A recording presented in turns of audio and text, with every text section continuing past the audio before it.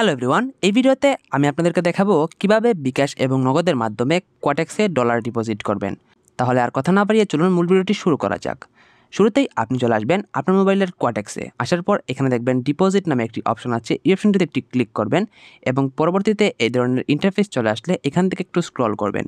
এখানে দেখতে পারবেন ই পেমেন্ট নামে একটি সেকশন রয়েছে, যেখানে বিকাশ, নগদ P2C, বিকাশ P2C নামের অপশনগুলো রয়েছে।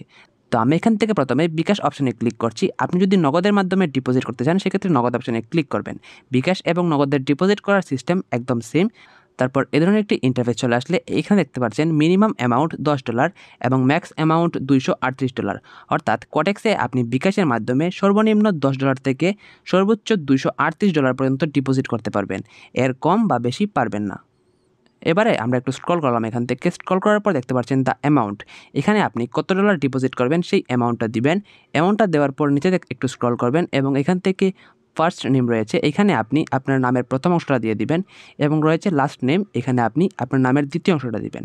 দেওয়ার পর নিচে দেখবেন ডিপোজিট নামে একটি অপশন আছে, এই অপশনটিতে একটি ক্লিক করবেন। তারপরে এই ধরনের একটি ইন্টারফেস চলে আসলে এখানে কিছুক্ষণ লোডিং হবে, এখানে আপনি একটু অপেক্ষা করবেন।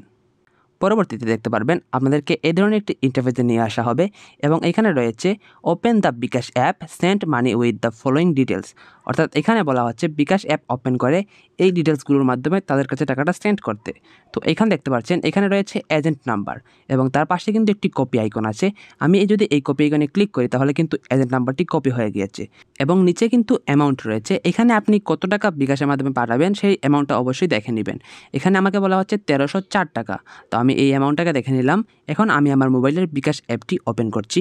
বিকাশ অ্যাপে চলে আসার পর অবশ্যই আমাদেরকে ক্যাশ আউট করতে, যেহেতু এটি এজেন্ট নাম্বার। তো আমি এখান থেকে ক্যাশ আউট অপশানে ক্লিক করলাম এবং দেখতে পাচ্ছেন এজেন্টের নাম বা নাম্বার দিন। এখানে আমি যে কোয়াটেক্সের এজেন্ট নাম্বারটি কপি করেছিলাম সেই নাম্বারটি দিয়ে দিচ্ছি। আপনারা সেই নাম্বারটি দেওয়ার পর নিচে দেখতে পারবেন ক্যাশ আউট করতে ট্যাপ করুন নামে একটি অপশন আছে, এই অপশনে ক্লিক করবেন এবং এখানে রয়েছে পরিমাণ। এখানে আপনি সেইখানে যত টাকা অ্যামাউন্ট লেখা ছিল সেই অ্যামাউন্টটা দিয়ে দিবেন।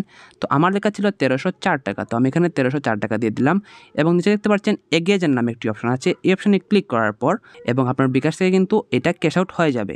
এবং এই ধরনের ইন্টারফেস চলে আসলে এখানে দেখবেন ট্রানজ্যাকশন আইডি নামের একটি অপশন আছে এবং তার পাশে কিন্তু কপি আইকন রয়েছে। আমি জাস্ট কপি আইকনে ক্লিক করে ট্রানজ্যাকশন আইডিটা কপি করে নিলাম। এবারে আমি আবার চলে যাব কোয়াটেক্সের সেই ডিপোজিট ইন্টারফেসে। কোয়াটেক্সের ডিপোজিট ইন্টারফেসে আসার পর নিচে দেখতে পাচ্ছেন ট্রানজ্যাকশন আইডি নামে একটি সেকশন রয়েছে, এখানে ক্লিক করবেন। ক্লিক করে আপনি বিকাশের যে ট্রানজ্যাকশন আইডিটি কপি করে এনেছিলেন সেই আইডিটি এখানে জাস্ট পেস্ট করবেন। পেস্ট করার পর নিচে দেখতে পারবেন নিচে রয়েছে কনফার্ম নামে একটি অপশন, এই অপশনে ক্লিক করবেন। ক্লিক করার পর কিন্তু কিছুক্ষণ অপেক্ষা করবেন। কিছুক্ষণ অপেক্ষা করার পর দেখতে পারবেন আপনার ডিপোজিটটা হয়ে গিয়েছে এবং আপনার কোয়াটেক্সে কিন্তু আপনার টাকার সমপরিমাণ ডলার অ্যাড হয়ে গিয়েছে।